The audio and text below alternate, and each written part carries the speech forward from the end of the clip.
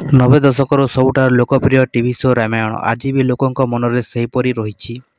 ଏଥିରେ ରାମ, ସୀତା, ଲକ୍ଷ୍ମଣ ଭୂମିକାରେ ନିଭାଉଥିବା ଅରୁଣ ଗୋଭିଲ, ଦୀପିକା ଚିଗଲିକା ଏବଂ ସୁନୀଲ ଲହରୀ ଅଯୋଧ୍ୟାରେ ରାମ ମନ୍ଦିର ପ୍ରାଣ ପ୍ରତିଷ୍ଠା ପୂର୍ବରୁ ପହଞ୍ଚି ସାରିଛନ୍ତି। ତିନି ଜଣଙ୍କୁ ଏକା ସାଥିରେ ଦେଖିବା ପରେ ଲୋକଙ୍କ ମନରେ ପୁଣି ଥରେ ଭକ୍ତିର ଭାବନା ଜାଗି ଉଠିଛି।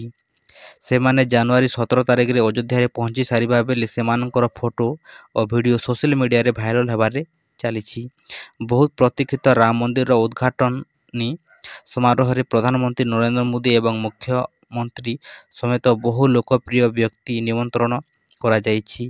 ଇଣ୍ଟରନେଟରେ ଅରୁଣ ଗୋଭିଲ ଏବଂ ଦୀପିକା ଚିଗଲିକା ଓ ସୁନୀଲ ଲହରୀ ଏକ ଭିଡ଼ିଓ ସାମ୍ନାକୁ ଆସିଛି, ଯେଉଁଥିରେ ସେମାନେ ପାରମ୍ପରିକ ହଳଦିଆ ଏବଂ ନାଲି ରଙ୍ଗର ପୋଷାକରେ ଅଯୋଧ୍ୟା ରାସ୍ତାରେ ବୁଲୁଥିବା ଦେଖିବାକୁ ମିଳିଛି।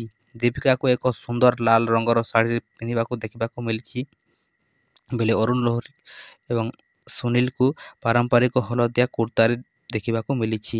ତେବେ ଲକ୍ଷ୍ମଣ ଭୂମିକାରେ ଅଭିନୟ କରିଥିବା ସୁନୀଲ ଏକ ଗଣମାଧ୍ୟମ ସଂସ୍ଥା ସହ ବାର୍ତ୍ତାଳାପରେ ଅଯୋଧ୍ୟାରେ ସେ ସମ୍ମୁଖୀନ ହେଉଥିବା ଅସୁବିଧା ବିଷୟରେ କହିଛନ୍ତି।